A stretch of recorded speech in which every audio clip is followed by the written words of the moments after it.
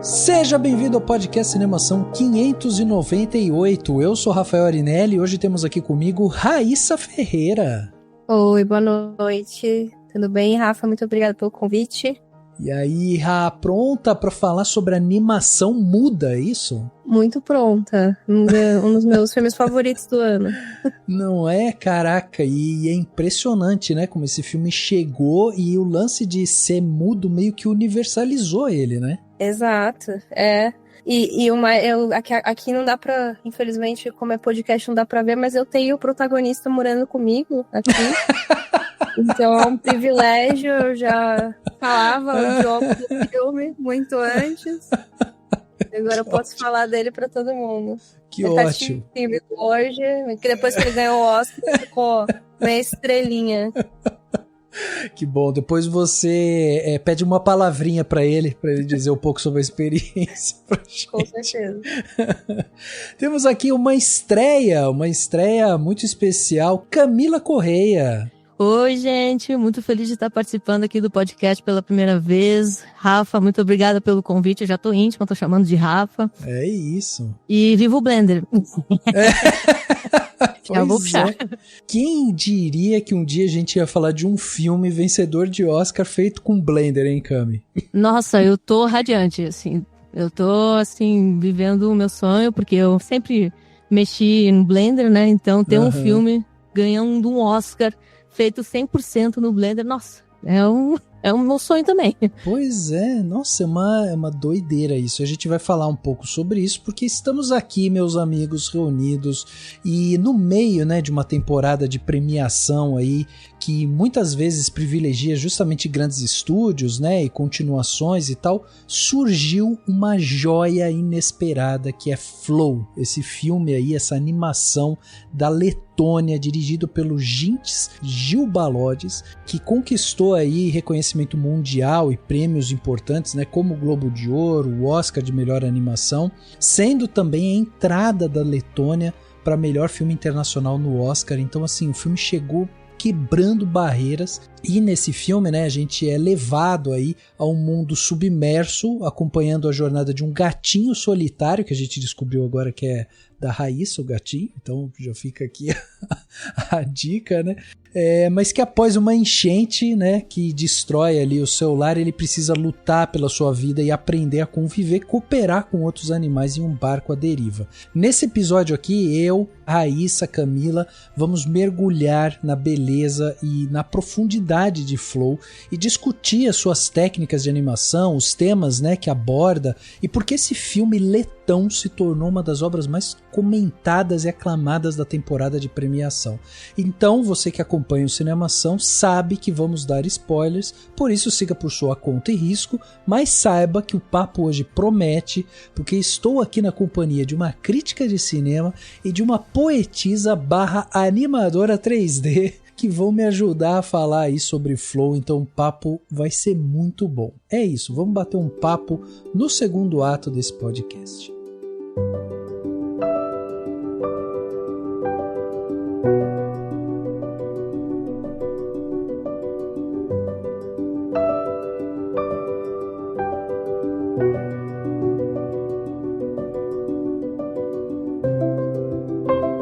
Chegava aos cinemas no dia 20 de fevereiro de 2025 o filme Flow, filme dirigido por Gints Gilbalodis, que já tinha feito uma animação lá em 2019 chamada Longe, né, ou Away. Gints agora volta em 2024 para fazer Flow, que foi esse filme que foi um sucesso absoluto, né, no mercado. No roteiro nós temos o próprio Gints, né, trabalhando no filme, mas também temos o Matt Skaza e o Ron Deans. Deles, quem tem mais experiência é o Ron, que já tinha produzido algumas coisas, mas não tinha escrito. Então veja que é uma equipe muito nova, assim, de uma galera que ainda não tinha feito tantas coisas. O orçamento de Flow foi de aproximadamente 4 milhões de dólares, né? Um valor considerado baixo aí para uma animação, especialmente por ter sido produzido com um software gratuito chamado Blender.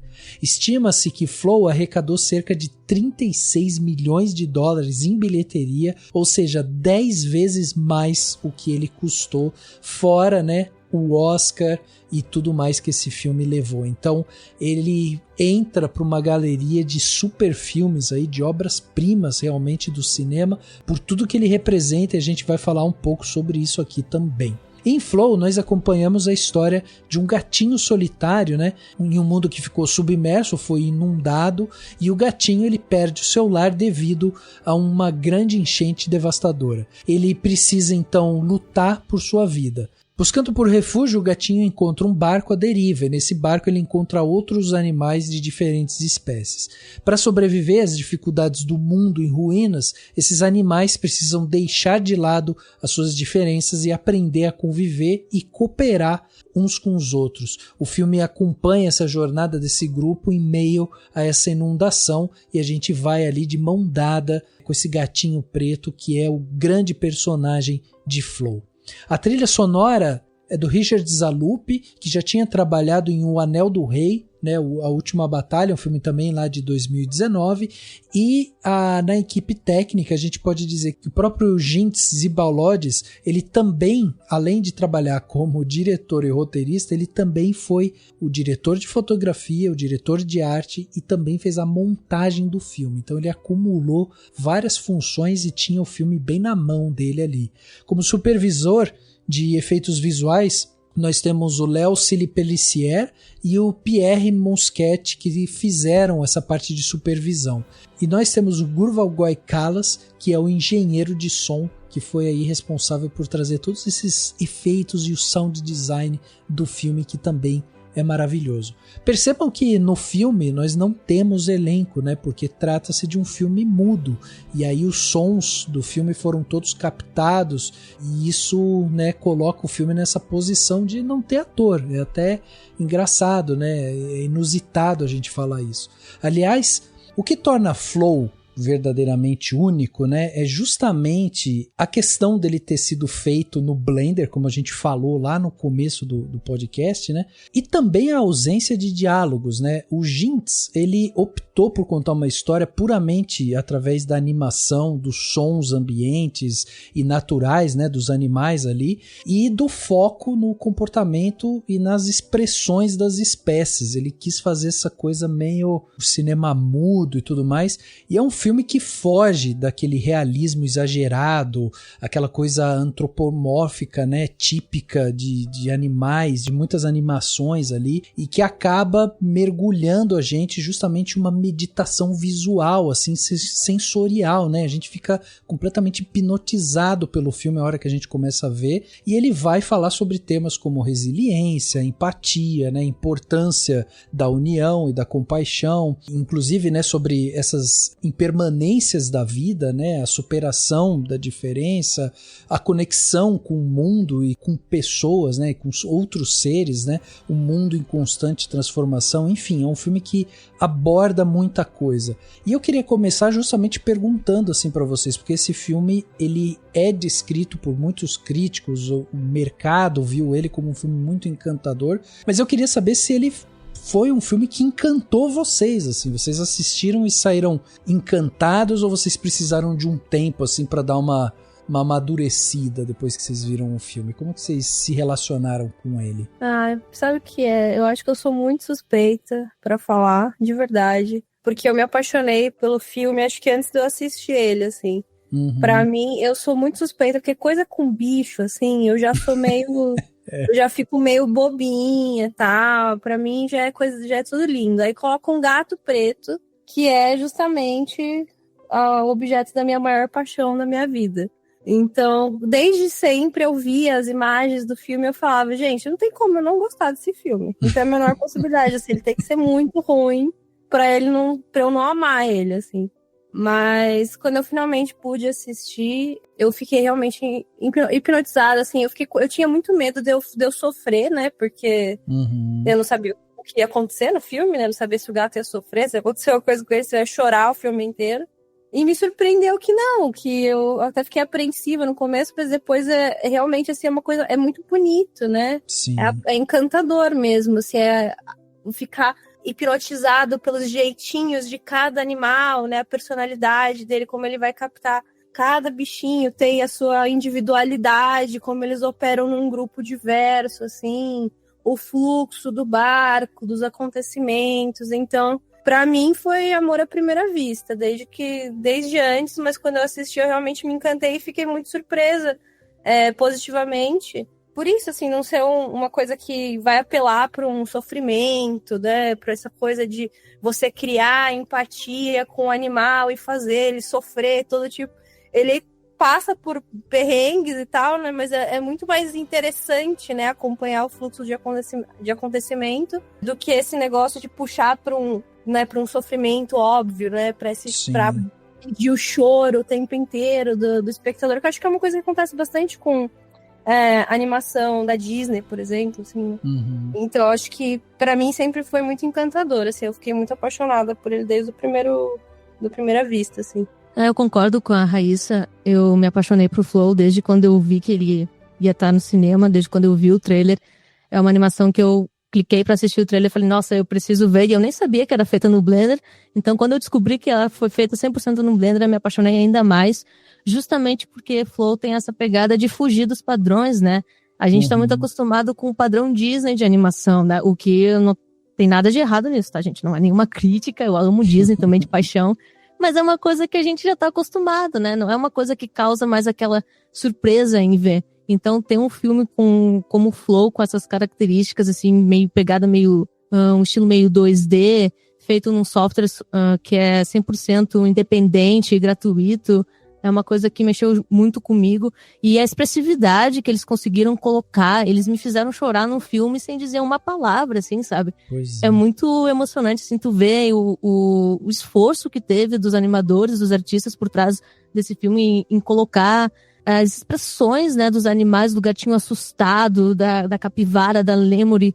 Então são animais bem distintos que eles conseguiram captar a essência de cada um e colocar, e isso é uma coisa realmente que encanta. Eu fiquei fascinado o filme inteiro, fora que ele é lindo visualmente, tem cenas ali que são fantásticas, aquela dos peixes que o gato tá caçando. Então é fantástico aquela cena.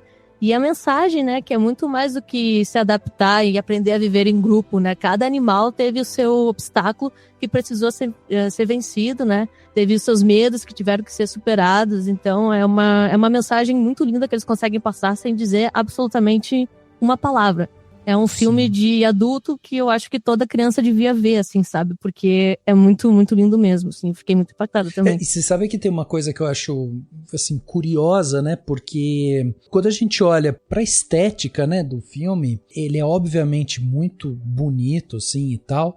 E a gente já começa ali logo no primeiro ato, a gente já conhece o personagem principal, a gente, né, fica junto com ele e tudo mais.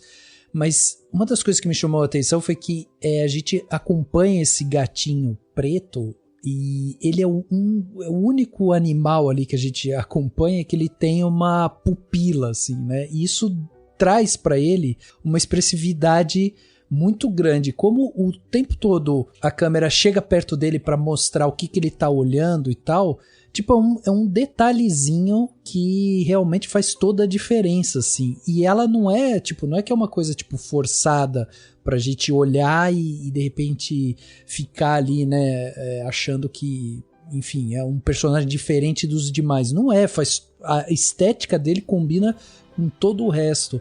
E é uma maravilha, assim, porque com poucos minutos de filme a gente conhece a rotina dele, a gente conhece onde ele mora, a gente conhece os desafios que ele precisa apresentar e a gente conhece muito dos sentimentos desse bicho curioso ali, né? Com 5 minutos a gente tem a cena, a Cami até falou da caça dos peixes, mas tem aquela caça logo no começo dos cães, pegando os peixes que estão passando ali no rio, e aí quando um deles joga o peixe pro lado, a gente vê o gatinho saindo da moita e mexendo a bundinha assim pra atacar o peixe que tá no chão, né? Isso é demais, assim. Tudo isso que você falou é atenção aos detalhes, né? Por isso que eu falei do trabalho dos animadores, porque essa coisa da pupila dilatando é o que vai passar o sentimento do gato, né? Já que ele não tem o poder da fala, né? Como os seres humanos têm. Então eles têm que prestar atenção em cada sutileza, né? Na cauda mexendo, a orelha baixando quando tá assustado, a pupila dilatando quando ele vê a luzinha ali no barco também. Então tudo isso são elementos que eles usaram para passar essas emoções, né? E realmente tu tem que ver várias vezes o filme para poder pegar cada detalhe, porque cada cena tem muito detalhe, assim, pra gente observar e que chama muita atenção. Até de contar a própria história, assim, eu acho que o filme ele tem uma coisa de emular, né, uma câmera, assim, né, porque ele é uma animação, mas ele emula muito um trabalho de câmera que conta uma história, assim, né, dos personagens ao redor deles, né, então no começo do filme a gente consegue ver que ele tem uma casa, o gato, né? Ele tinha pessoas que amavam ele, porque você vê que ele tem uma cama que ele volta sempre pela janela. E aí tem as estátuas de gato, e aí você vê que a pessoa que morava na casa era um artesão, porque tem... né? Então são todas essas coisinhas, assim, que vão sendo... A história vai sendo contada sem precisar de de um grande gesto, alguém falar alguma coisa, nada, né? Ele vai contando essa história a partir dos arredores, assim, do comportamento, de como ele repete as ações dele, então ele sempre volta pra cama, ele gosta de deitar lá, ele olha de um jeito, né, pras estátuas. Então tudo aquilo vai contando uma história interessante, né, desse mundo de humanos que se foi, né. Até o receio dele de sair da casa ali, né, quando começa a enchente, a gente fica naquela tensão de nossa, será que ele vai, que não vai? E a gente consegue sentir que ele também tem esse sentimento de que ele tem um apego para aquela casa, até justamente pelo fato de muito provavelmente ter tido humanos ali, os donos deles, quem sabe, né? Então isso é uma coisa que faz a gente criar toda essa história, essa imaginação, né?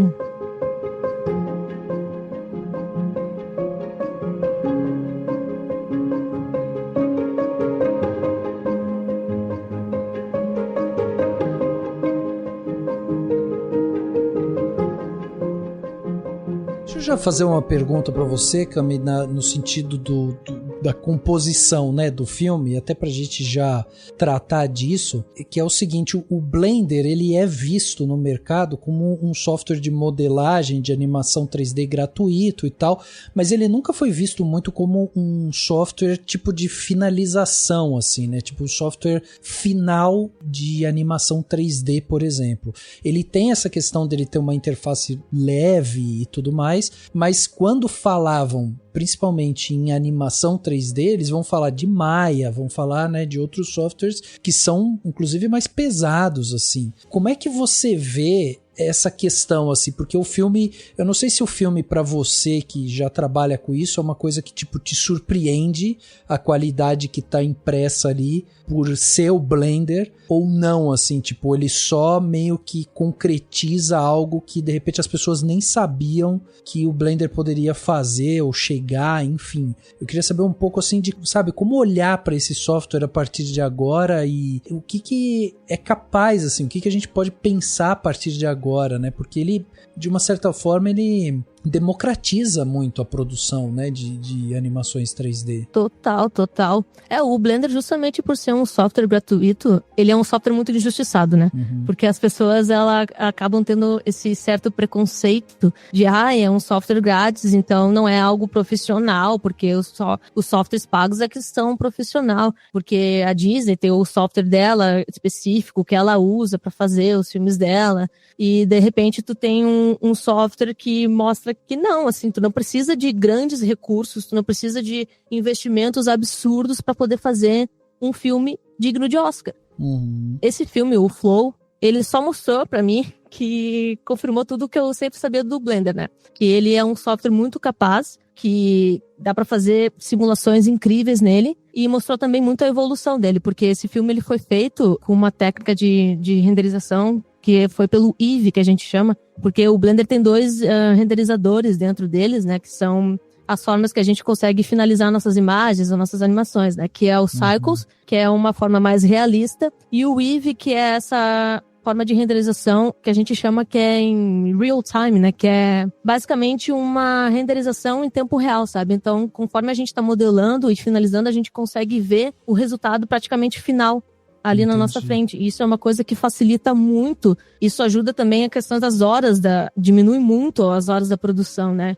Porque, por exemplo, se a gente fosse fazer esse filme no Cycles, e a gente ia levar horas e horas e horas pra renderizar, sei lá, 1 segundo de animação. Enquanto no Eevee, a gente consegue renderizar em segundos, o que levaria horas, sabe? Então é uma coisa que otimiza muito. E eu espero muito que a indústria mude a percepção dela em relação ao Blender agora, porque esse software, ele é muito, muito, muito potente. A gente dá pra fazer animação 2D dentro dele. Ah, também. Sim, ele tem uma ferramenta chamada Grease Pencil. Ele basicamente transforma a tua tela 3D em 2D. Então tu consegue fazer animação 2D dentro do Blender, assim, sabe?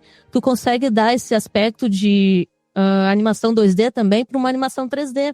Eu não sei se eles usaram isso no Flow, eu não tenho essa informação, mas eu acredito que eles devem ter usado um pouquinho do Grease Pencil para dar essa característica de 2D pro gato, assim, sabe? Para dar a sensação de que ele foi feito num software 2D, mas na verdade não, ele foi feito num software 3D, assim, sabe? Então eu espero muito que a indústria mude esse olhar que ela tem em relação ao Blender, que ela perca esse preconceito, porque ele é um software muito, muito capaz, ele é muito potente e, nossa, eu espero muito que ele cresça ainda mais no mercado e que as pessoas consigam perder esse preconceito de que ela não precisa de muito investimento. Por exemplo, esse filme, o Flow, foram $4 milhões o orçamento, assim, sabe? Então é um orçamento muito baixo comparado ao filme da Disney, que a gente vai pegar, né? E uma equipe de 20 pessoas que foi utilizada. É surreal isso. É bizarro. Na verdade, ele começou sendo feito com uma pessoa, né? Que foi o próprio diretor. E começou sendo feito por ele. Mas daí, como todo trabalho, a gente tem que entender também que a gente não consegue abraçar tudo, né? Até porque cada animação exige um profissional, né? A animação da água vai ter um profissional para fazer essa animação. A animação dos animais, cada animal vai ter um animador. Então não dá pra querer abraçar tudo. Apesar de que dava pra fazer tudo sozinho, mas assim, ia ser uma missão quase impossível, assim. Então, o Blender vem aí pra abrir o pensamento da galera e eu espero muito que isso aconteça, porque eu sou muito fã, eu já falei isso várias vezes, mas é que é a minha ferramenta de trabalho. Ver um diretor usando as mesmas ferramentas que eu uso me dá ainda mais um gás de continuar e é muito inspirador, assim. E isso ajuda muito as pessoas que querem iniciar, que de repente tem esse pensamento de, poxa, mas o meu trabalho eu não tenho acesso ao que a Disney tem, eu não tenho acesso ao que a Pixar tem. Pô, eu nunca vou conseguir chegar lá.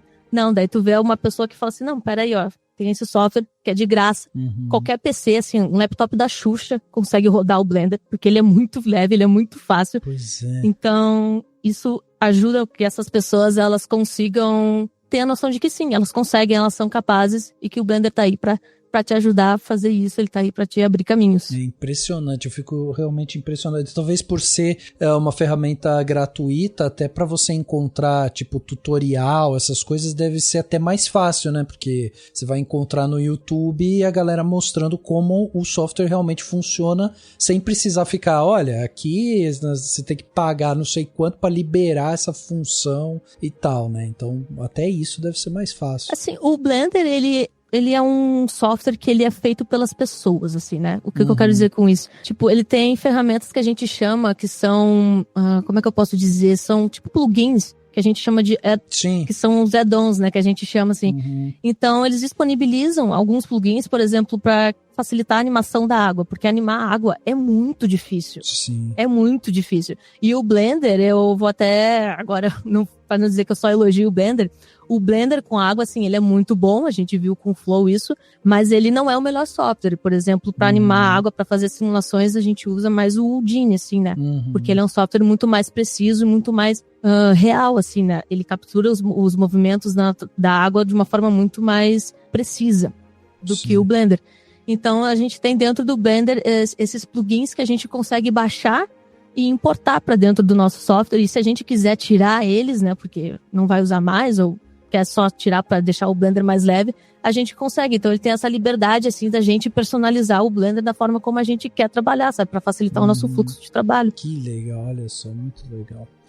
Ô Rá, deixa eu te perguntar uma coisa. Você comentou sobre os humanos, né, no filme, e aí é legal da gente discutir isso, porque até vocês duas, né, comentaram, pode ser o dono dele e tal, mas essa coisa de não explicar se existe ou não humanos, né, eu acho que é uma das coisas que deixa a discussão em aberto, né, porque dá a entender que o Flow se passa num mundo pós-apocalíptico, assim, com a ausência, né, dos humanos, apesar de ter esses vestígios ali da existência deles e tudo mais, mas como é que vocês veem isso, assim? Porque essa coisa de você não saber se existe ou não os humanos e tudo mais, e a gente só tem um recorte, né, do universo, traz à tona algumas discussões como, por exemplo, o próprio futuro do planeta, assim, ou como a natureza vai reagir às transgressões humanas, por exemplo, né? Ou como a natureza vai se refazer, mesmo a gente não estando aqui também, né? Então existe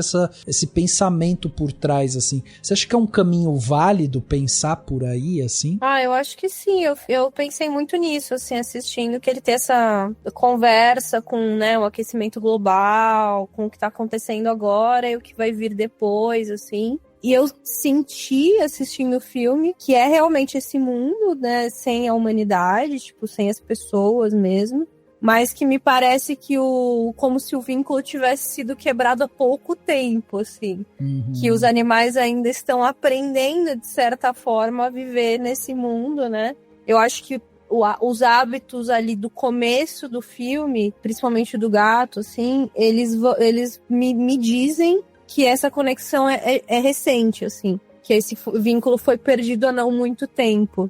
Não imaginei assistindo o filme que fosse uma sociedade pós-apocalíptica muitos anos depois, Entendi. assim, né? Tipo, me parece mais recente e talvez nessa ideia de que os animais estão vendo como eles vão sobreviver nesse mundo a partir de agora, né? Acho que é muito bonito o que acontece ali com a baleia, né? Por exemplo, é muito simbólico como os animais vão criando empatia um pelos outros no caminho, né? E negócio de talvez tentar salvar uns aos outros. Começam a perceber esse negócio da urgência, né, do que está acontecendo, de sobreviver, né, de precisar seguir em frente para sobreviver. Então me parece ali uma parada que está acontecendo e eles ainda estão aprendendo a lidar. E eu acho belíssimo, assim, um filme que pensa essas ideias a partir da natureza, assim, dos animais e da natureza e exclui qualquer olhar da humanidade, qualquer olhar de pessoas, né, que falam e andam, enfim, da jogada, assim, que permite que a natureza se reconstrua por ela mesma. Assim, eu acho que é uma das coisas mais bonitas que tem no filme, é isso. Porque tem animais de todos os tipos, né, a gente tem uma capivara, tem a baleia, tem cachorro e tem o gato, né, que são, animais domésticos que agora estão lançados nessa natureza, né, então eu acho que é muito legal, assim, essa perspectiva que o filme coloca, que é o mundo se reconstruindo, né, com a natureza meio descompensada, né, encheu de água, depois desceu e tal, sem ter a humanidade necessariamente, né? A gente pensaria um filme desse que ou os animais falariam, porque aí eles estariam representando de alguma forma a humanidade, né? Ou teria pelo menos uma criança, uma pessoa ali, né, fazendo esse papel. E esse daí não, né? Ele permite que a própria natureza se regule por ela mesma, né? Eu acho que tem dois fatores que reforçam muito essa mensagem, né, desse autoequilíbrio, né, dessa busca, né, por uma harmonia ali compartilhada, empatia entre eles e tal, que é justamente a falta de diálogo, né? E a própria estética, que não é uma estética hiperrealista. Porque eu não sei se vocês chegaram a ver, mas teve gente reclamando, justamente falando, esse filme tem uma estética de um jogo de PlayStation e tal. E, cara, é uma bobagem isso, assim, tão gigantesca. Sim. Porque parece que realmente a pessoa não entendeu a mensagem do filme, mas, acima de tudo, as pessoas parecem que ainda têm um olhar muito preso naquela estética Pixar, Disney. Sim. E tudo mais, né? Não, eu acho que a importância do Flow, inclusive, ter ganhado o Oscar e ter atingido a popularidade que ele atingiu é justamente isso, porque a parcela de animação que é produzida no ano, que chega na massa, é muito pequena. E são esses filmes, é DreamWorks, é Pixar, né? É uma coisa ou outra ali que você vai ver que, pô, é milhões, bilhões investidos. É uma galera que trabalha para fazer o fio de cabelo perfeito lá, que tá aperfeiçoando a técnica do cabelo para ficar cada vez mais realista. E tem animação pra caramba, né? Saindo todo o tempo inteiro. Sim. Eu acho que é uma linguagem pouco valorizada no cinema, né? Inclusive, se a gente pensar no Brasil, assim, quanta animação brasileira sai que a gente não vê, não chega, não consegue nem ter acesso no cinema direito e tal. E aí a pessoa ela é estranha, né? Quando ela vê um filme que tem uma aparência diferente daquela que ela tá acostumada, ela fala, é mal feito. É baixo orçamento. Assim, é baixo orçamento. Mas não quer dizer que é ruim, né? É, aquele preconceito, né, que a galera tem. Porque eu acho que a Disney e a Pixar, né, elas acostumaram o público muito mal nesse sentido de como eles entregam algo super perfeito, as pessoas muitas vezes elas esquecem que existe uma história, esquecem que existe uma mensagem e ficam focando na só, nossa, você viu que linda aquela árvore, você viu que lindo aquele personagem, a forma como o cabelo se mexe. E só que eles esquecem que esse não é o objetivo principal, sabe, do filme. O objetivo de um filme é justamente a mensagem dele. Eu acho que é isso que o Flow tem de tão magnífico assim também. O próprio diretor, ele fala assim, eu não quis dar prioridade pra estilização, eu não quis fazer algo super, ultra, mega, hiper realista, até porque esse não é o estilo dele e não é o objetivo dele. O objetivo dele era contar uma história e focar nos movimentos dos animais pra contar essa história, assim, sabe? As expressões. Então, isso é uma coisa fantástica no Flow, e a Disney tem esse mal, assim, que ela meio que, eu sinto que ela acostumou mal, na minha percepção, né? Ela acostumou mal o público, porque muitas vezes a gente... E eu acho que até a Disney, eu sinto que nas últimas animações, pelo menos que eu vi, assim, eles meio que esqueceram de contar uma história, eles meio que deixam a história de lado pra focar no visual, pra entregar algo que vislumbre mais os olhos, assim, e acabam deixando a história como segundo plano, sabe? Com certeza, tanto que fica fazendo a continuação da continuação da continuação num filme que... satura, né? Então, tipo assim, o cabelo da Moana tá chega, caralho, no vento e tal, mas a história é um lixo, ninguém liga mais, entendeu? Mas as crianças assistem porque... Por causa das músicas e da Falei mal do filme, nem assisti, desculpa, mas enfim. Mas aí a criança vai, maluca, porque é isso que tem, vai lotar, tem 50 salas passando Moana, 3D, não sei o que lá, É que a Disney é pra vender, né? A Disney virou muito comercial, né? Tipo, eu sinto que exatamente, eles fazem os personagens pra serem vendidos, para as crianças falarem, ele é a Moana. Agora, o que é a Moana, qual é a história da Moana, não interessa. Só interessa que tem um bonequinho da Moana pra tu comprar. Exato, e a história vai se reciclando também. Pô, quantos filmes da Pixar é a mesma história, só que só muda o nome do personagem. Sim, fica muito saturado. E a galera que tá trabalhando lá tá sendo também explorada, se ferrando pra ficar fazendo jornadas de trabalho absurdas, apesar de uma equipe extremamente grande e do dinheiro que eles têm, porque eles têm muito dinheiro pra poder investir e dar uma qualidade de trabalho melhor, e eles acabam botando os trabalhadores assim numa situação bem, bem complicada, assim. Mas isso é um assunto bem polêmico. São muitas coisas, né, assim, acho que eu acho que o legal do Flow é isso, tipo, ele abre a porta para vários debates e tal. O próprio diretor, ele é uma figura carismática pra caramba, que se você segue ele numa rede social, você vai saber várias coisas que ele fez sobre o filme, quem ele é, o que ele pensa e tal. Ele é muito aberto, né? É muito aberto e tal. Isso é muito bacana também pra você ver, tipo, como ele foi recebido também no país dele, como, né, o sucesso do filme foi muito... Quase um herói, né? Então, assim, são muitas coisas legais e, que foda, sabe? Eu fiquei muito feliz, assim, quando ganhou o Oscar de verdade, porque senão é mais um filme da DreamWorks que ganha. Exatamente. E Flow, ele aproxima... Nada, né? Exatamente. E Flow, ele aproxima, né, o pessoal da animação, justamente por isso que tu falou, né, do diretor ser tão carismático. Ele é gente como a gente, assim, sabe? Exato. Você vai perguntar como é que era o fluxo de trabalho dele, era ele num computador fazendo tudo, e ele é muito aberto em relação a isso. E isso faz com que tu se sinta muito próxima dele, que tu vê que, realmente é uma coisa que é possível. Se eu quiser, é possível, porque tá aí um cara que ganhou um Oscar falando que é possível, sabe? Exato.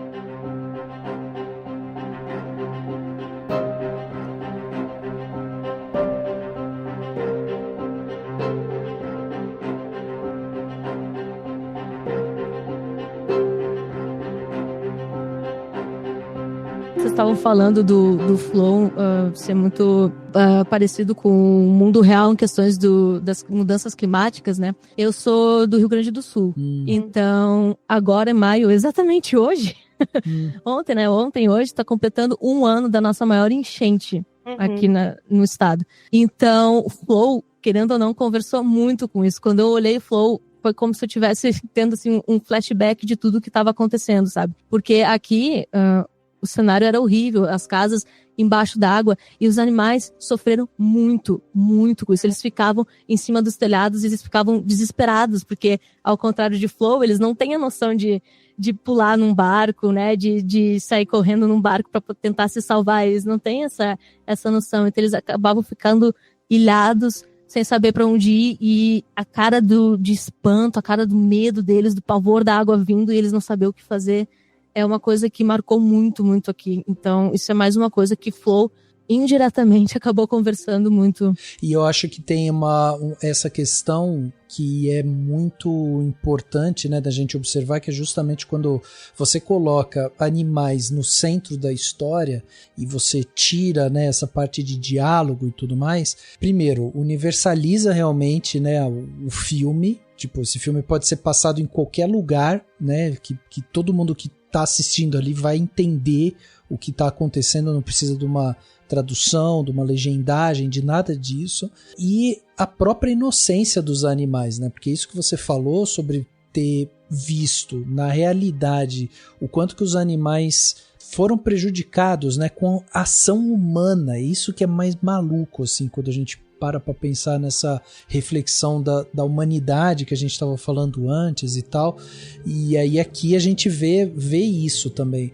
E essa brincadeira que o Jinx faz aqui, dessa coisa de humanizar, né, de trazer essa simplicidade ali pra tela e tal, eu acho que aproxima a gente, né, muito.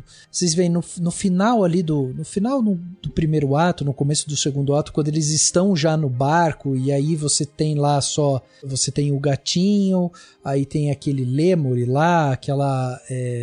como que é o nome daquele bicho que deita e dorme... A capivara? A capivara, você tem a capivara, você tem esses bichinhos lá e eles ainda não estão acostumados uns com os outros, assim. E é tão divertido quando a gente vai vendo eles se relacionando entre eles e como cada um vai tendo que adaptar um pouquinho o seu jeito para não criar, né, um ambiente completamente tóxico e inabitável dentro daquele barco. Então, sei lá, a primeira cena, a segunda cena, quando eles estão dentro do barco, que o Lemur tá dentro do barco, o gatinho passa por ele com uma cara de desconfiado, assim, e aí ele engasga e cospe uma bola de pelo, assim, sabe? E aí mostra muito essa coisa de tipo, olha, não existe ninguém superior aqui não, gente, sabe? Não, até a própria cena do cachorro com o gato, né, no início o gato tá tipo, não, para de me seguir, o que tu tá me seguindo aqui, e ele fica tipo, nossa, eu só quero ficar sozinho na minha aqui, e daí no final eles estão super amigos, ali o gato caça pra ele, é a adaptação que rola que rola na natureza, que tá sendo trazida pra nós nas telas, assim, sabe? E Sim. isso faz com que a gente torça pro eles, tipo, fiquem juntos, como no final, né, eles acabam ficando, pelo menos eu entendi que eles acabam ficando juntos, né? E o filme, ele tem toda essa construção que faz com que a gente torça, né, pela união deles e que, fiquem juntos, que venham mais animais, vamos lá. Aliás, já puxando para uma parte mais filosófica aqui, né, tem aquelas falas do Tales de Mileto, né, que era um filósofo, matemático e tudo mais, e ele, quando era questionado, né, sobre a importância da água, o simbolismo da água, o Tales falava justamente que ela é a origem e a fonte da vida, né, porque tudo que a gente vê precisa de água para sobreviver. Mas para além disso, ele também falava que a água simbolizava justamente mudança, né, um fluxo da vida e tudo mais. E aí aqui no filme a gente parte justamente de uma agressão ali desse fluxo gigante de água que acaba com o ambiente onde eles estão vivendo e tudo mais. E aí tem, obviamente, um simbolismo muito forte sobre essas mudanças, né, constantes, inclusive, do próprio meio ambiente e tal, e como isso pode se mudar, né, as coisas de uma forma muito brusca, muito violenta, muito crítica e tudo mais, mas também existe uma metáfora mais interna, né, porque quando você tem esses bichinhos todos juntos e um se adaptando ao outro e tal, e o filme vai passar por uma questão também de adaptação, de vida, de resiliência, de morte e tudo mais, é tudo muito poderoso, né? A maneira como ele coloca isso de uma forma muito filosófica. Eu acho que talvez aquela última imagem da baleia seja o símbolo máximo disso, né? Como o fluxo da vida ele é constante e não importa, assim, a gente pode tentar controlar o máximo que a gente conseguir, mas a vida ela vem e acontece, e você tem que ir se adaptando, assim. Então é um filme que acaba carregando isso com ele, assim. Vocês acham pertinente essa reflexão, assim, do Tales, por exemplo, sobre esse simbolismo da água e tudo mais? Total, eu acho total. A água, ela vem para nos mostrar que não importa o quanto a gente tenha batalhado para construir uma coisa, que a gente tenha se apegado naquilo que a gente construiu, a gente não pode ficar preso naquilo, porque a gente não sabe quando que aquilo vai acabar, né? A própria enchente que aconteceu aqui mostrou isso, foi um tapa na nossa cara dizendo, cara, não adianta tu ficar 100% apegado numa coisa, porque aquilo pode desaparecer num piscar de olhos, e a água vem com essa representação, né, de que as coisas mudam de uma hora para outra, a gente vai ter que se adaptar, é doloroso, é muito doloroso ter que se adaptar, ter que sair do lugar que tu tanto batalhou para construir, mas é uma coisa inevitável que, infelizmente, a gente, querendo ou não, acaba fazendo parte da nossa vida, né? Uhum. Sim. Eu acho que ela representa no filme essa através do movimento, né, que ela representa isso, porque o fluxo da água no filme, ele vai servir pra narrativa sempre em frente, né? E aí o barco não para e as coisas não param de acontecer e eles tendo que lidar com elas porque a água não para, né? Sim. Então é só quando lá no final a água vai dar uma baixadinha que eles conseguem, né, parar ali para lidar com algumas coisas, mas o filme inteiro é o fluxo da água, né? Então a água continua correndo para frente e eles têm que ir junto, porque não tem o que fazer. Você tem que pegar a correnteza e dar um jeito de se virar, né? Ela nos conduz, né? A água nos conduz durante o filme inteiro, assim. Exato. E também eu acho que tem uma questão eu não sei se foi, de repente, é uma viagem minha, mas eu relacionei essa questão da água com um sagrado, assim, sabe?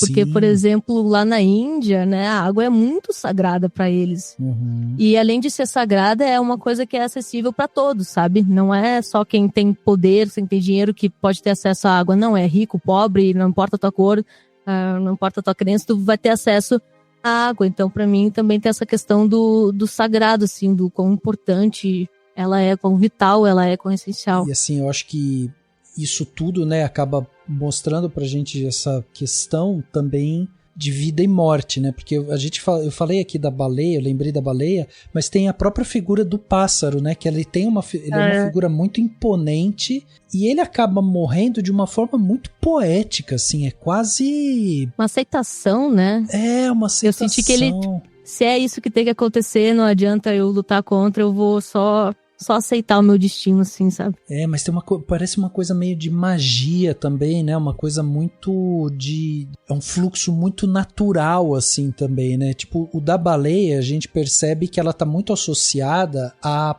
diminuição da água, né? Tipo, a mudança climática ali, enfim, do que tá acontecendo. Então, você tem esse símbolo da baleia, assim, né? Porque com as mudanças climáticas a gente vai vendo os animais morrendo também, os animais mais inocentes, aqueles que, né, muitas vezes eles não conseguem fazer nada em relação àquilo, se adaptar ou mudar, né, tipo no caso da baleia, ela precisa de água, se não tiver água, né, ela não sobrevive, então é uma coisa muito mais prática, e também porque a baleia ela é quase que um símbolo também, porque a gente não viu nenhum animal morrendo ao longo do filme por conta da mudança das águas, né? Tipo, todos eles, de alguma maneira, conseguem se salvar ali. O cachorro consegue ir pro lado do gato, perde ali, né, da matilha dele, não sei o que, tal.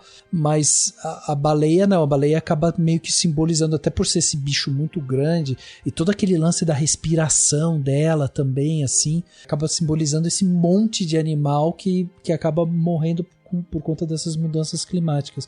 Mas o pássaro, ele tem uma coisa muito de fluxo natural, assim, sabe? De aceitação, aquela coisa dele meio que ser sugado pra cima, num movimento muito bonito, assim, né? E é no momento em que os dois saem do barco, o gato cai, mas o pássaro meio que vai embora. E aí é isso, assim, tipo, é uma coisa que, acontece mesmo e a gente tem que aceitar e vai acontecer mas é outro tipo de mensagem com a morte, sabe? Assim? Eu também senti que tipo, o pássaro, a minha percepção foi que, assim, ele perdeu a família dele lá quando ele foi defender os animais, né? Quando ele foi defender os gatos. O gato, no caso. E ele acabou apanhando muito, né? Ele se machucou muito. Então, ao meu ver, ele tava sozinho. Ele não tinha mais nada a perder. Então, esse fato dele aceitar a morte foi justamente... O que eu entendi foi que, cara, ele não tinha mais nada que prendia ele naquele mundo. E o gato não.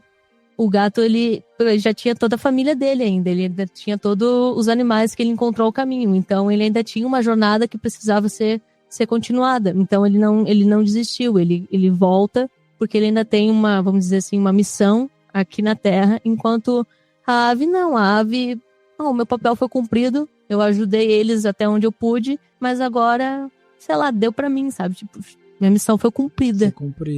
Eu sinto que ela vem como uma figura de sabedoria, assim, também. Proteção que aparece ali pra... Porque o gato, por exemplo, ele é debatível, assim, se ele é um animal solitário, ou enfim, acho que depende muito. Gatos são animais complexos, assim, né? Tem gatos que são solitários e tem outros que não, mas Ele não tá te ouvindo aí, não, né, Rá? Ele não tá te ouvindo. Eles são independentes, né? Eles são bem independentes, mas eles, enfim, têm questões, né? Mas, por exemplo, no filme ele tá sozinho, é difícil pra ele viver em grupo. O cachorro, ele tem o grupo dele, mas ele se desprende do grupo e fica ali, né? Então a capivara tá só ela, o lemur, ele vai encontrar a galera dele só depois. Então aqueles animais, eles meio que, tipo, até pertencem a grupos, mas naquele momento eles estão tendo que fazer o próprio grupo deles. Sim. E a ave não, ela é o primeiro animal ali que aparece, que tem um grupo muito distinto, assim, né? Que não se mistura e tal. E aí ela querer proteger ali o gato de alguma forma acaba criando essa perturbação ali, né? Parece até um instinto de maternidade, assim, de uma certa forma dela, né? De proteger, assim, ela viu um filhote, uma coisa assim, indefesa, e daí ela teve esse instinto de proteger e viu que não era justo tantas aves atacar um único animal, assim, sabe? É bem interessante. Você acha que é um dos momentos mais bonitos do filme, a morte, né, do pássaro, assim, porque... Nossa, é lindo. Eu chorei. É uma parada, assim, muito louca, né, e tal, enfim... Visualmente, né, toda a estética que eles botaram ali foi muito lindo, assim, é uma coisa meio... Isso, foi uma coisa meio mística, assim, foi muito lindo mesmo de ver. E vocês veem, né, tipo, o filme, às vezes tem gente que reclama da estética do filme e tal, o filme tem cenas maravilhosas, assim. Sim, lindo demais. Lindíssimas, é impressionante. Eles colocaram detalhes onde devia ter os detalhes. Sabe? Isso é uma coisa, eles não se preocuparam em botar detalhe no mundo todo. Não, é só o detalhe onde tá a câmera. E isso é o suficiente. Tu não precisa de detalhar tudo, ou ver a formiga que tá passando no chão. Não, tu só precisa ver os detalhes certos. E eles souberam fazer isso de uma forma linda, as cores que eles usaram, o ritmo dos peixes ali, quando o gato... Eu adoro aquela cena do gato caçando e de repente ele se vê no meio daquele mar, daquele peixe, os peixes coloridos andando em círculo. É lindo, é uma coisa que tu fica hipnotizado olhando assim.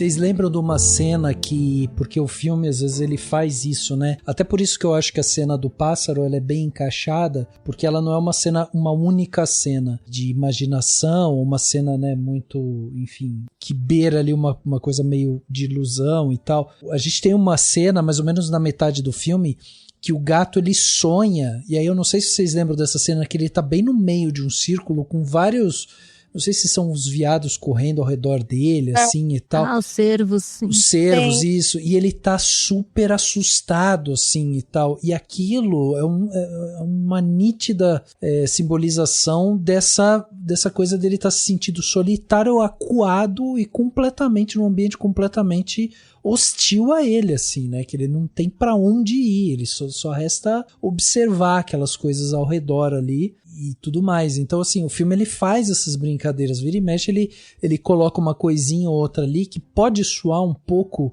imaginativo ou irreal, mas ele encaixa muito bem justamente com tudo que a gente tá vendo, né? Então, eu acho que funciona muito bem. Esse sonho do gato com o cervo, assim, representa o conflito das emoções dele, né? Toda essa turbulência que tá acontecendo dentro dele, e é também meio profético, né? Porque no final os cervos aparecem, né? Correndo. Então é meio que foi uma profetização, vamos dizer assim. Agora, Rá, você que convive com o personagem principal, eu queria que você desse um depoimento pra gente, porque eu acho muito feliz também a escolha de um gatinho para ser o protagonista, porque o cachorro tem essa coisa, né, muito mais da dependência, é um bicho que ele é muito mais dependente do ser humano e tudo mais, e ali, especialmente, a gente vê um grupo de cachorros que eles meio que se sustentam entre eles, né, e o gato não, o gato tem essa questão da independência, mas ele também é um bicho muito curioso, né? E aí, dentro desse universo, a gente tem um protagonista que é curioso e que ele tá o tempo todo, tipo, sabe, é o correr pra cima da vela do barco pra olhar o horizonte. Tipo, isso é uma coisa que é o gato que ia ter que fazer mesmo, sabe? O olhar, ele ficar na beirinha do barco pra olhar o que tá acontecendo ao redor, assim, e tal. É isso, tipo, o gato é isso. E meter a patinha ali, né, pra mexer nas coisas e tal. Acho que a movimentação também, né? Tem uma brincadeira que quem tem gato costuma falar que gatos são líquidos, né? Eles se derretem, se enfiam, se esparramam. E eu acho que não sei, eu não sei nem desenhar, mas eu imagino que deve ser muito mais fascinante para essa proposta você animar um gato, né, correndo, brincando, fazendo coisas, se assustando e tal, do que um labradorzão todo desajeitado, fazendo as coisas e tal. É muito mais complexo, né? Dele combina, né, com a proposta. E é complexo, né, como a Cami falou, né? É mais complexo. Nossa, animar o gato Nossa, é muito complexo. É um desafio, imagina. É muito, assim. Pra fazer qualquer tipo de animação é extremamente complexo, assim. A gente leva horas e horas e horas de trabalho. Por exemplo, no filme, a equipe de animadores, uma jornada deles, assim, era pra animar apenas 2 segundos. Então, tu passa mais de 10 horas, 8 horas, às vezes muito mais do que isso, pra animar 2 segundos. Sabe? Então é uma coisa que exige muito. E o gato, justamente por ter essa, vamos dizer, essa malemolência dele, assim, esse jeito todo peculiar de se movimentar, acaba sendo um grande, grande desafio, assim, até para fazer com que ele seja natural, né? Que não fique uma coisa robótica e dura, assim. Então, nossa, eu imagino que esses animadores devem ter sofrido, ainda mais porque esse filme foi feito em 6 meses, né? Caramba. Pois Então, o Gintz, ele menciona nas entrevistas dele e tudo mais, que ele se inspirou, né, no Jacques Tati e naquele anime Future Boy Conan, que trabalhou sem storyboards. E aí ele fez a mesma coisa aqui, ele não quis ficar usando storyboards.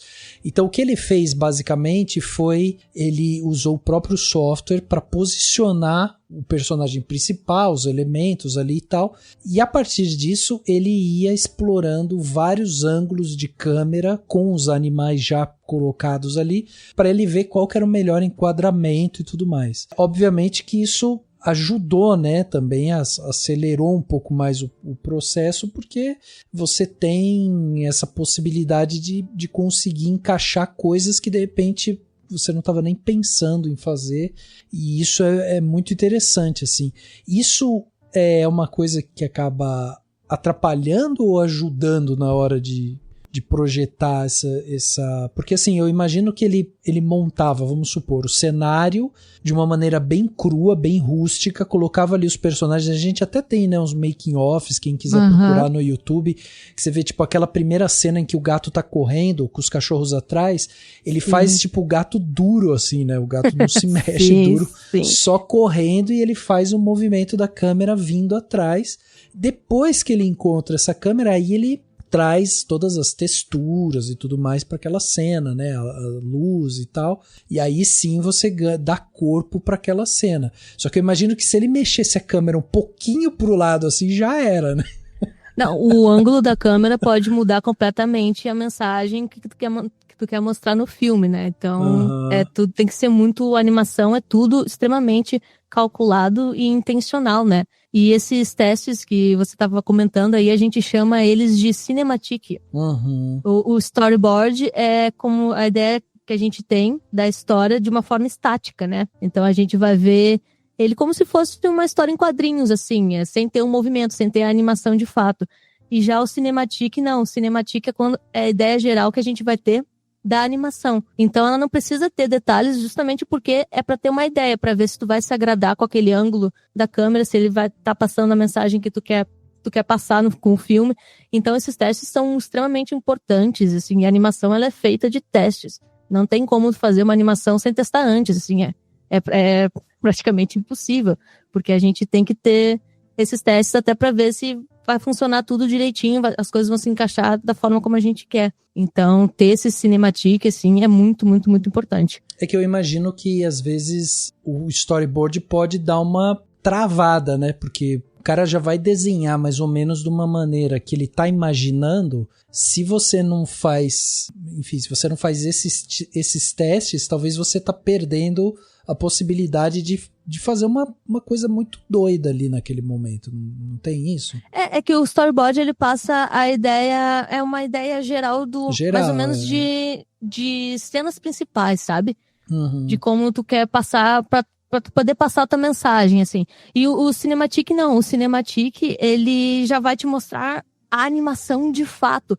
Então, tu vendo como o gato se movimenta ali, de repente, com o cinematic, tu pensa, pô, e se ele se movimentasse daquele jeito? E se acontecesse tal coisa? Então, várias mudanças acontecem ao longo desses testes, assim, sabe? E o cinematic, ele permite que a gente crie essa história de uma forma mais concreta do que um storyboard, sabe? Sim, exatamente. Porque o storyboard a gente consegue entender a mensagem principal ali. Tá, mas a gente fica com aquele questionamento. Ok, eu entendi a ideia, mas vamos ver como ela fica de fato, como ela fica na prática, sabe? Porque de repente você vai botar aquilo na prática, não sai da forma como tu pensou, daí vai ter que fazer de novo, vai ter que refazer, vai ter que pensar numa outra maneira de fazer aquilo tudo de novo, né? Sim, exato. Não sei se ficou claro o que eu falei.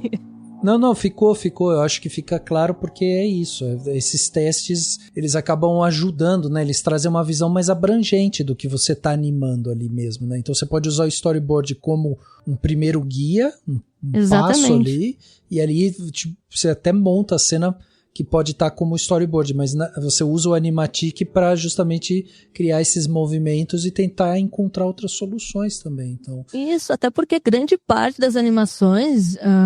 até da Disney, da Pixar, de qualquer animação, enfim, se a gente vai pegar o storyboard inicial e vai comparar com o que foi feito no final, muita coisa muda, muita coisa é alterada. Porque eu acho que é um pouco diferente quando a gente tá falando de filme, né? Porque no filme você pega uma diária, leva a câmera pro set, às vezes ali na hora...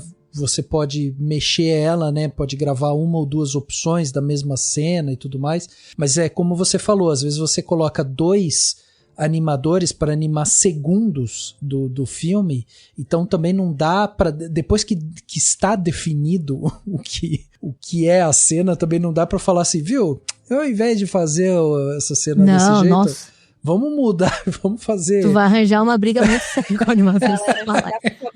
Galera. Não, uma vez definido, ó, vai ser assim, aprovou o Cinematic, então a gente vai pegar aquele Cinematic e vai detalhar ele, vai botar um movimento melhor nele, e vai ser aquilo. Depois, para mudar tudo, nossa, é muito, muito trabalho.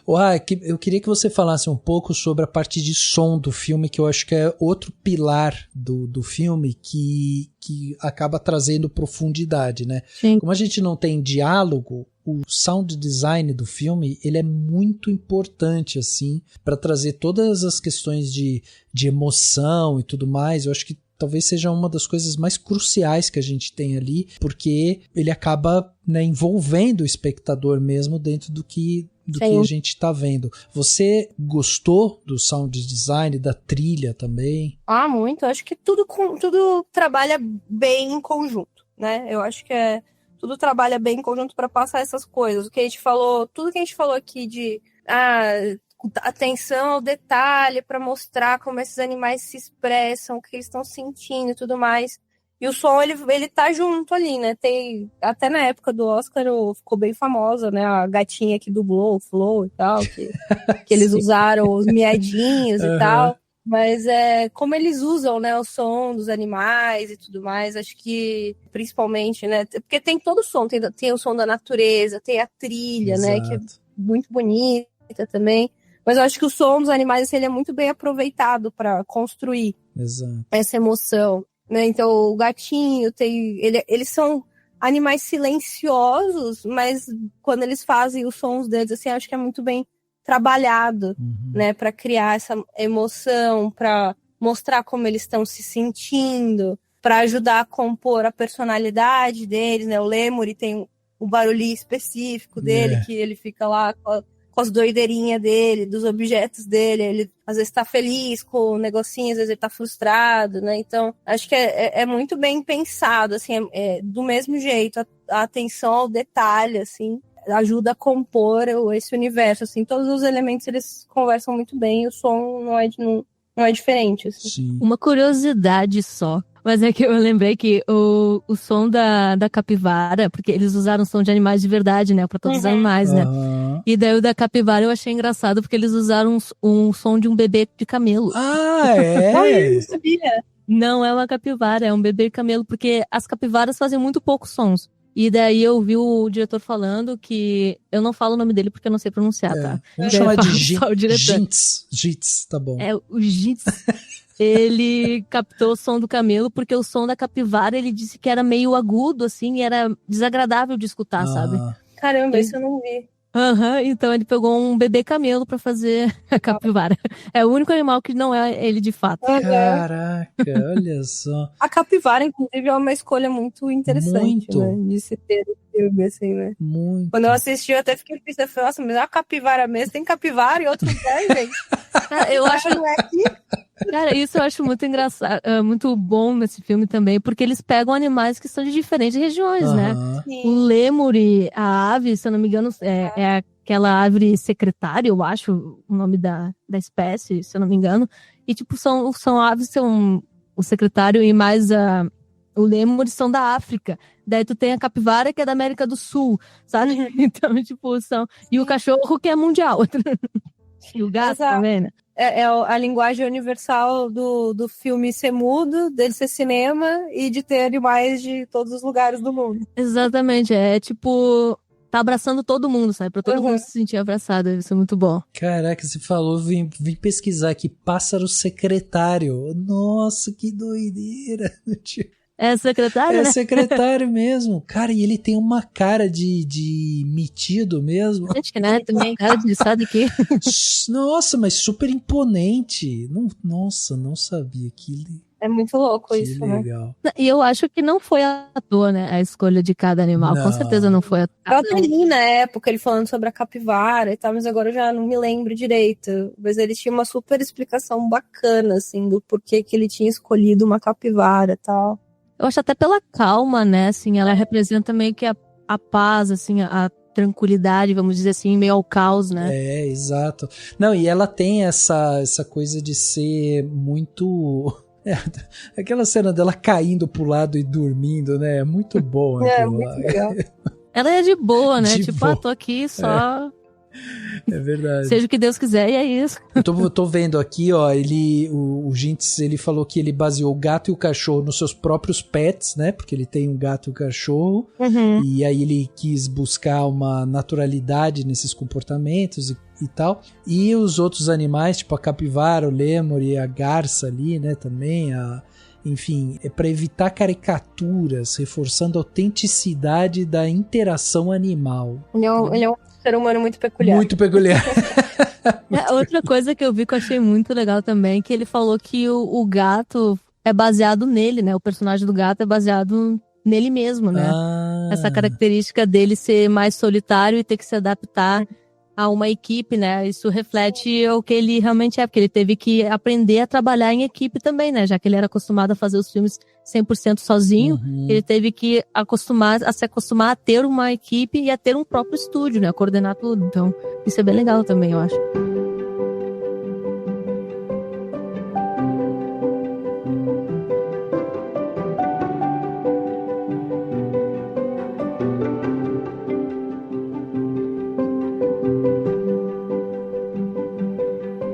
Estava fazendo a cobertura do Oscar e no Cinemação a gente costuma fazer a cobertura a gente fazia pelo Twitter, agora a gente tem feito pelo Blue Sky e tal, e aí a gente fica lá, né, colocando os comentários aí, quem ganhou, não sei o que e tal. Quando saiu o Oscar de Flow, foi um dos posts assim mais compartilhados e a galera respondia o post com a foto do seu próprio gato preto e falando assim, o vencedor tá aqui, o gato aqui, sei lá, tá comemorando. Eu fui uma dessas pessoas. Eu acho que esse filme até nisso ele ajudou a desmistificar também o preconceito que a galera tem com gato preto, né? Teve. Total. Cara, eu vi isso, que eu vi que isso aconteceu até no Brasil, de ter mais busca por adoção de gato preto. E isso é muito legal, porque o gato preto, assim, ele é um bicho que sofre muito, assim.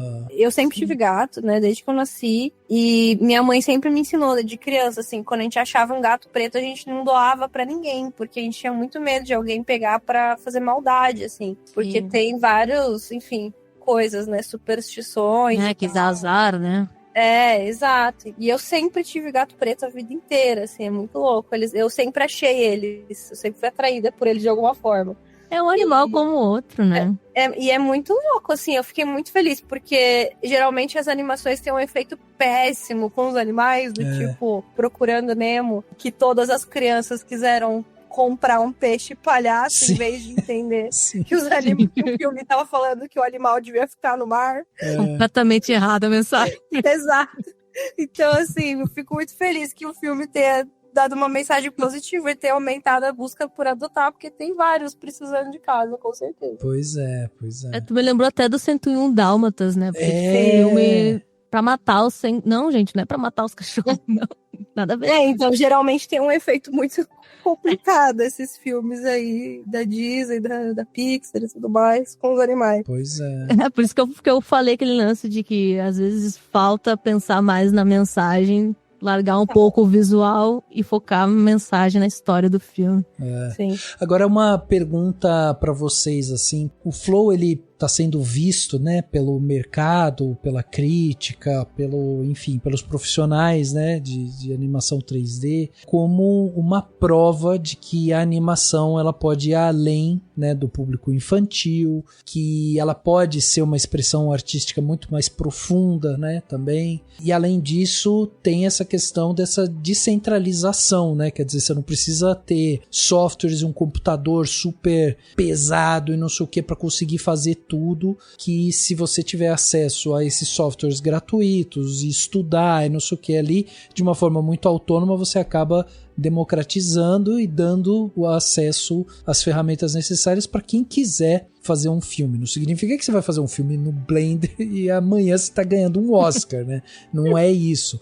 Mas, assim, ele traz esse simbolismo. E aí eu queria saber o que vocês esperam, assim, com o sucesso desse filme. e a aclamação dele, né? O que significa para o futuro da animação, para o meio artístico, para as produções independentes, assim, como é que vocês veem o simbolismo da vitória de Flow e tanto, né, da mensagem que o Flow carrega com ele, quanto do simbolismo dessa vitória numa premiação que é uma premiação, enfim, americana e tudo mais, mas que dá muita visibilidade, né, pro projeto audiovisual em si. Como é que vocês veem, assim, o futuro da animação? Eu vejo de uma forma muito promissora. Eu acho que desde o Spider-Verse ali, né, do Aranhaverso, a animação já teve uma grande mudança, até porque mas ele mudou completamente a estética da animação, sim, a forma como a gente via e fazia a animação, sabe? Que saiu daquele 3D, que era sempre aquele sim, mesmo 3D, ou 100% 2D, e trouxe essa mescla do 2D com 3D, e eu espero que agora as pessoas explorem cada vez mais, assim, elas viram que não precisa de muito, não precisa gastar bilhões e bilhões para fazer um filme, e eu espero que cada vez mais as pessoas se sintam encorajadas a criar coisas cada vez mais fora da caixa, assim, sabe? Chega de ver história padrão, assim, sabe? Vamos pensar mais, não precisa ter diálogo para passar uma mensagem forte, poderosa, e que vai te marcar, assim, pro resto da vida, sabe? Exato.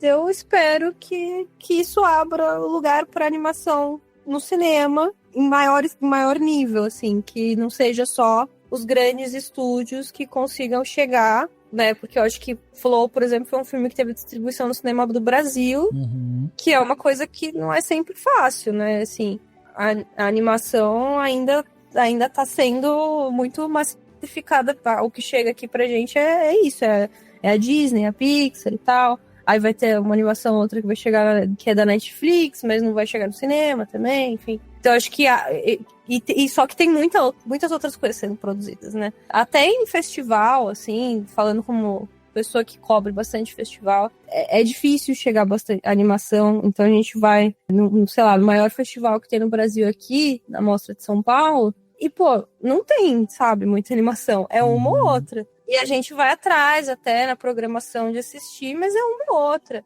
Então tem festivais específicos, mas não é todo o estado que tem, né?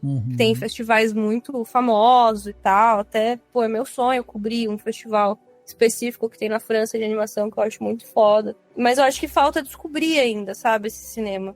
É uma linguagem que dá pra fazer filme de todos os gêneros, e com o Flow, assim, eu espero que, por ser um filme independente, pelo sucesso orgânico também que ele conseguiu, e por todos os lugares que ele chegou, assim, que as pessoas tenham mais curiosidade de ver animações diferentes, de conhecer, né, outras animações de outros países, outras formas de fazer cinema, né. No Brasil mesmo a gente tem muita animação, já falei aqui, que, pô, não chega, que, né, ainda tem filmes que não são tão bons, mas a animação, pô, é boa pra caramba e tal, então também tem muita coisa a evoluir e tal, mas precisa de espaço, precisa de visibilidade, precisa também dar retorno. Não adianta a gente... É aquela luta de sempre, né? Sim. E incentivo, né? Eu acho que principalmente incentivo, falta muito incentivo. Exato. Ainda pra animação, assim, por parte dos governos também, assim, de realmente incentivar e acreditar na animação, porque, pô, olha o potencial que ela tem. Sim, eu espero que isso aconteça, assim, porque realmente talvez seja visto como algo menor ainda, ou talvez uma coisa pra criança, né? Exatamente, é muito infantilizada a animação. Não, né, cara? É uma linguagem como qualquer outra, pode ser adulta, pode ser infantil, pode ser terror, pode ser comédia, pode ser tudo, e eu espero que abra esse espaço. É por isso que eu falei também da influência ruim também da Disney nesse sentido. Assim, parece que eu sou a maior hater da Disney, mas não, eu amo de paixão. Mas é que a Disney, ela ajudou muito a construir esse cenário de que a animação é pra criança, porque a animação é fofinha, porque é de música, só fofinha. Só que não é, cara. A animação, ela é muito adulta. Tem muito filme bom, assim, com mensagens absurdas, assim, que são animações, sabe? Falta muito incentivo e visibilidade também, como a Raíssa falou. Tá faltando muito isso. É inevitável falar mal da Disney quando a gente tá falando sobre cinema, porque eles destroem tudo que eles eles monopolizaram. Eu amo eles. Cara, eu amo eles de paixão, mas eles meio que... Eles ajudaram a criar esse imaginário péssimo em relação às animações de hoje em dia. Mas que, felizmente, já está sendo quebrado, e aos poucos eu espero que seja cada vez mais quebrado esse monopólio, assim, da Disney, e que mais estúdios independentes surjam para bater de frente com ela. Eu sou um entusiasta da animação e stop motion e tal, sabe, essas coisas. Eu sempre fui completamente apaixonado por isso. E assim, tanto que uma das coisas que eu fiz depois que eu vi o filme foi eu baixei o Blender, sabe? Assim, tipo... Boa, Rafa, boa! Eu fui lá... Vamos! Raíssa, puxa também! Nossa, acho que o meu computador ele precisa só de um pouquinho mais de fôlego e eu preciso aprender a fazer pelo menos um boneco polido. Não, mas tu já tem formas prontas no Blender, assim, e um laptop da Xuxa roda ele, tu não precisa ter um... Não. Vai por mim. O laptop da Xuxa é da Xuxa mesmo. Ó, eu te garanto que roda mesmo. Vou fazer um filme do meu Flow. Olha, tu já tem uma referência viva. Pois é. Só ficar observando ele e fazendo no Blender lá. Que maravilha. Só apenas animar. Só apenas animar. Coisa rapidinha, imagina, rapidinha. Bem suave. Horas pra fazer um segundo, tá tranquilinho. Uma forma de se frustrar, né? Sempre bom. E eu acho que um filme desse, ele acaba sendo muito bom, porque, assim, fora, né, tudo que ele fez, a mensagem que ele passa, as coisas que ele carrega com ele, o fato dele ter ganhado um prêmio como ele ganhou e, enfim, isso ter catapultado, né, toda essa coisa de uma equipe mais enxuta, focar na história, né, quem é cinéfilo sabe, você vai ver vários diretores renomados falando assim, a primeira coisa é a história, não importa como você vai fazer o filme, não importa e tal, a primeira coisa que você tem que focar é na história, a parte visual e tal. Tudo isso vem, é o segundo passo, né? O primeiro passo é a história. E eu acho que esse filme, ele acaba se tornando um marco no cinema, assim, porque ele faz isso, ele faz a gente refletir sobre o software que foi usado, sobre a maneira como esse filme foi produzido, e ele faz a gente refletir, inclusive, sobre a nossa relação de consumo com o próprio cinema. Então, quando a gente fala que, o filme às vezes não chegou no Brasil porque ele ganhou o Oscar, mas antes disso, o filme não tinha chegado no Brasil ainda. Então a gente tem essa dificuldade, daí a gente vai falar de, ainda falta cinema de rua, porque cinema de rua ajuda a esse cinema independente, porque se for só cinema de shopping, por exemplo, os caras têm que colocar muita gente lá o tempo todo para pagar tudo que o shopping exige desse cinema. É muito caro. É muito caro. Agora, para além disso, né, para tudo isso que Flow realmente convida a gente a refletir, é isso, o Flow ele faz a gente se lembrar que ele é uma mudança constante, né, inevitável, que a vida é uma mudança inevitável, que essa resiliência ela é muito importante, né, pra gente conseguir seguir em frente e aprender a fluir com ela, né, também. Então, a beleza dessa obra, ela tá nessa capacidade dela de transmitir essas lições profundas sobre tudo isso que a gente falou aqui. Eu acho que isso que torna esse filme tão marcante, assim, por tudo que ele se construiu, assim. Flow acaba sendo uma ode à vida, né, nesse estado mais puro, complexo e fluido que é, assim. Então ele ensina a gente mesmo a enfrentar os nossos medos também, né? Que se a gente quiser avançar na nossa vida, a gente vai ter que bater de frente com alguns medos que a gente tem. É inevitável, né? Então mensagens bastante complexas que não são para crianças, é para adulto, é para muito adulto. É verdade. É verdade.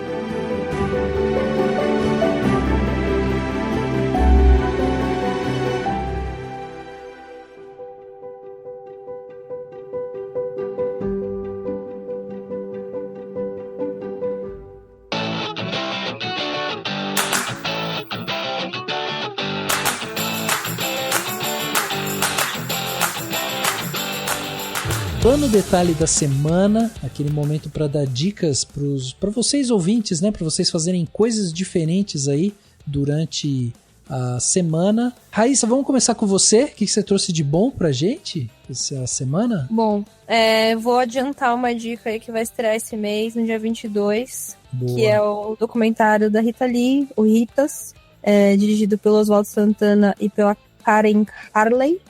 Eu assisti o filme na abertura do Festival Tudo Verdade aqui em São Paulo. Foi muito mágica a sessão, assim, mas acho que, independente do momento sensacional que deu para viver ali, que foi muito bacana, porque eu assisti o filme numa sessão ao ar livre e começou a chover. Nossa. E em dado momento, aí todo mundo foi pro canto, assim, ninguém queria parar de assistir o filme, todo mundo se ajeitou para assistir o filme mesmo com a chuva.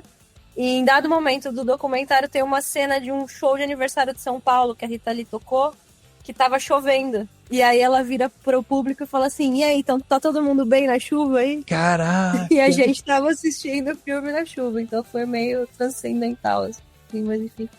Independente de quem não vai poder viver essa experiência tão específica. Caramba. É um filme muito legal, um documentário muito legal, que tem entrevistas inéditas, que foram as últimas entrevistas que a Rita Lee deu antes de morrer. E que é um filme muito leve, muito gostoso, que capta bem a personalidade dela, que capta a mente criativa dela, o jeito dela ser, e mostra a vida dela de uma maneira despretensiosa. E é um documentário muito bonito, acho que ele estreia, se eu não me engano, no dia 22, que é o dia da Santa Rita, alguma coisa assim, que virou meio que o aniversário da Rita Lee. Uhum. E é isso, é um documentário bem bacana, assim, acho que é uma cantora que tá no imaginário aí de todo mundo, de todo Sem brasileiro. dúvida. Vale muito a pena conferir. Cara, sensacional, sensacional. Eu tô maluco pra ver esse documentário e eu imagino, porque tem a locução dela, né, Ra? Então Sim. deve ser Bem super, emocionante, bem super emocionante. emocionante. Deve ser muito bom. Tá aí então o documentário que a Raíssa trouxe pra gente, Ritas. Lembrando vocês, ouvintes, tudo que a gente tá falando vai ter link, né, no post desse podcast ou na descrição desse podcast. É só você ir lá, clicar, você já vai ser direcionado aí pra tudo que a gente tá falando. Cami, e você? O que você trouxe de bom pra gente? Além de você precisa dar pra gente um tutorial de Blender aqui, Cami. Nossa! Não me tenta, não me tenta. Vai virar 10 horas esse podcast. Bom, o primeiro, obviamente, o Blender. Deem uma chance pro Blender se você tem uma curiosidade em aprender o 3D e acha que é algo muito assustador, porque você já viu outros softwares e, nossa, tomou aquele choque. Sim, você vai tomar um choque quando abrir qualquer software novo, porque justamente é uma novidade. Mas o Blender, uma vez que você se acostuma com a interface dele, você vai perceber que ele é muito, muito intuitivo. E não é só eu que tô falando, assim, grande parte da galera que aprendeu a mexer com o Blender tem essa mesma opinião. Ele é muito intuitivo, ele é muito fácil de aprender. Então, baixem o Blender que você também vai poder fazer animação 2D dentro dele, não é só 3D. E um canal, caso você esteja completamente perdido e queira começar a aprender 3D, não só mexer no Blender, mas aprender sobre o universo do 3D, é o canal da Revo 3D. Eles têm excelentes tutoriais, todos em português. Então, se você quer saber mais sobre esse universo do 3D, sigam eles. Eles são ótimos, eles têm página no Instagram, página no YouTube. São excelentes os vídeos deles. E um outro software aqui que eu trago, que é o After Effects. Infelizmente, esse é um software pago, que ele é da Adobe, mas é para aquelas pessoas que querem aprender uma animação não 3D, né? Animação 2D. E especialmente que quem quer trabalhar com motion design, que eu trabalho com motion design. Então esse é um software muito legal, muito interessante para quem quer aprender animação 2D. E por último eu trago um livro, que é o Manual de Animação do Richard Williams. Ele é um animador da Disney, mas o cara é um gênio e ele explica o beabá da animação. Então, se você quer aprender, quer saber um pouco mais sobre o universo da animação tradicional, esse livro, ele é literalmente um manual. Assim, toda pessoa que trabalha com animação tem que ter ele, porque ele é ótimo. Ele tem versão em inglês e versão em português também. E ele traz ali os princípios da animação, né?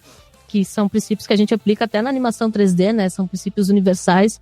Ele é um livro que vai te acompanhar desde o básico até o mais avançado. Ele vai te ensinar a animar frame a frame, pose a pose, no tradicional, no papel.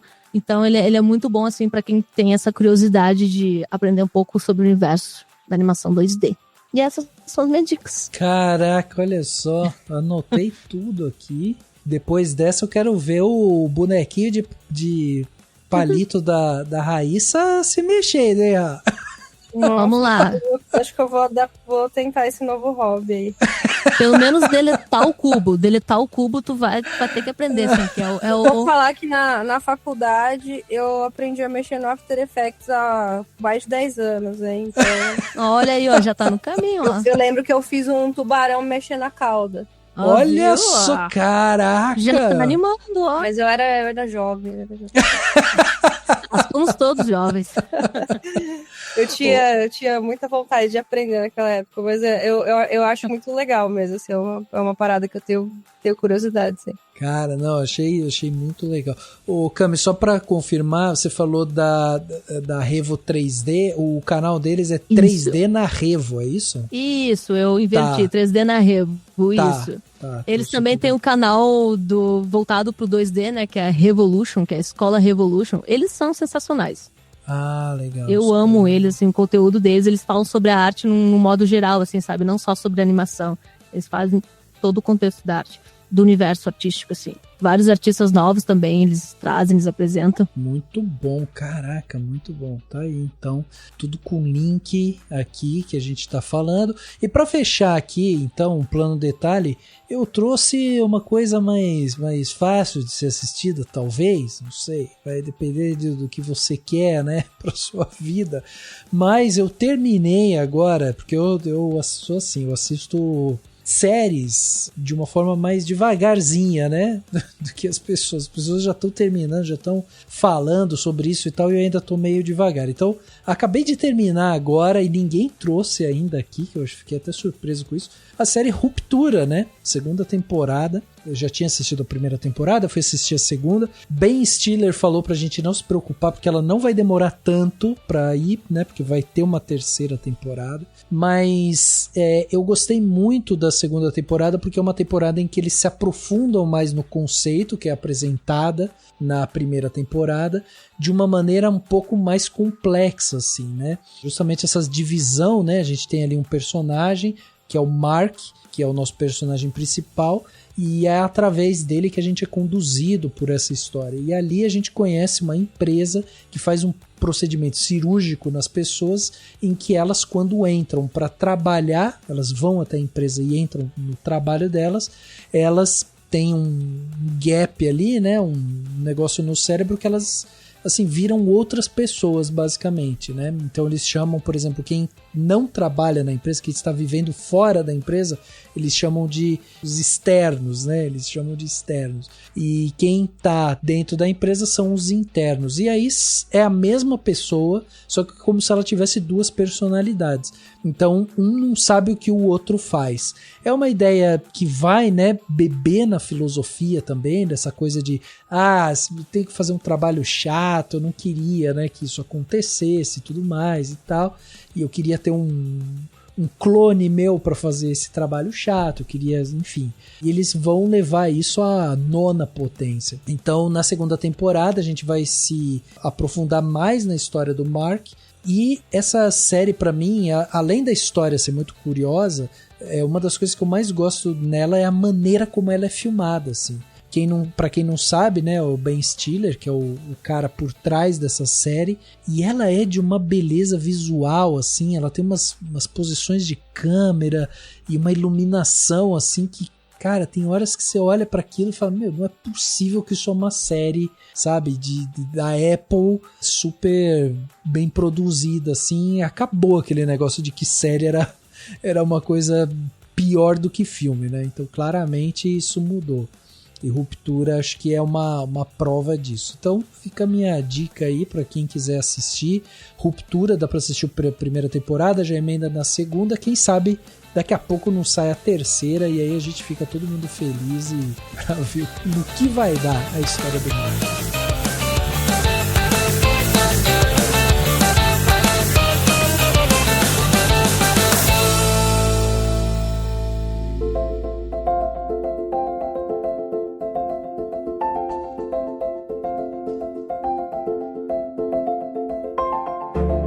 Chegando aqui no final do podcast Cinemação 598, batemos esse papo sensacional sobre Flow e eu não podia fazer esse podcast aqui sem essas duas meninas maravilhosas que eu tive o prazer de conversar. Raíssa, muito obrigado pela sua presença aqui com a gente mais uma vez, né? Mais uma vez estando aqui presente, e espero que a gente possa conversar mais vezes sobre mais filmes. E por favor, deixa meios de contato aí, como que as pessoas fazem para chegar até você, ler o que você escreve, acompanhar você nas redes sociais, Rafa? Ai, Rafa, muito obrigada. Espero que a gente consiga marcar mais vezes esse ano, apesar das adversidades constantes da vida adulta e das doenças. É verdade. Muito bom sempre participar. Pessoal, estou em todas as redes sociais como Raíssa LFE.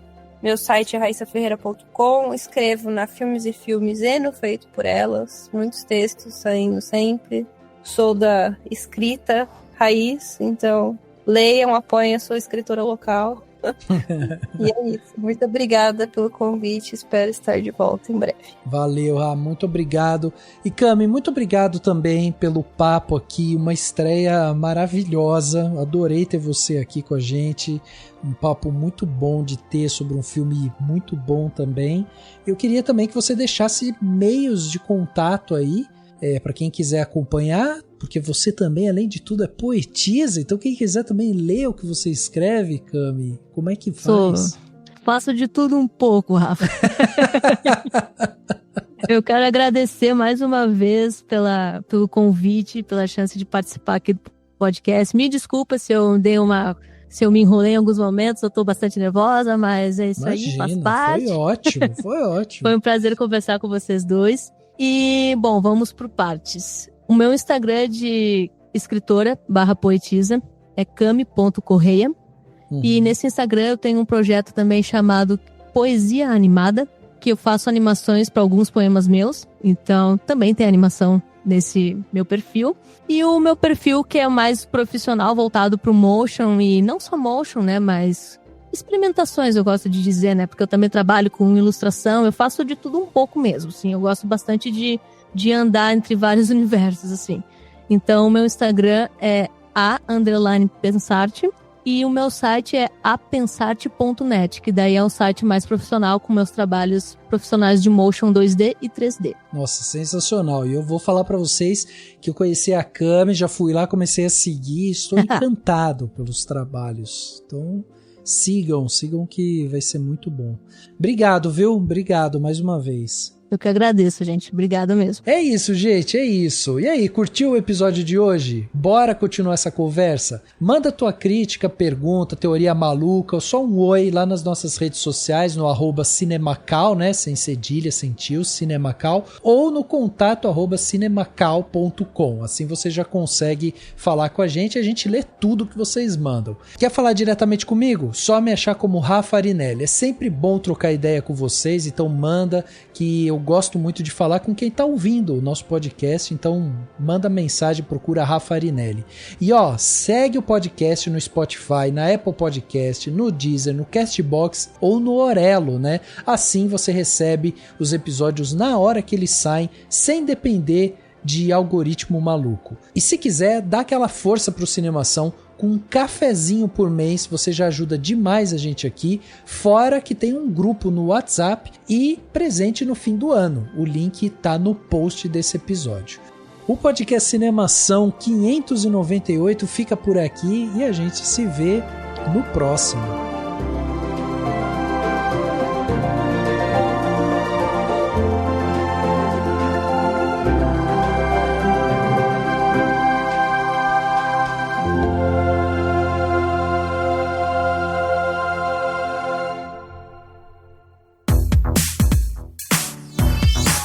Esse podcast foi editado pela Isso Aí Design.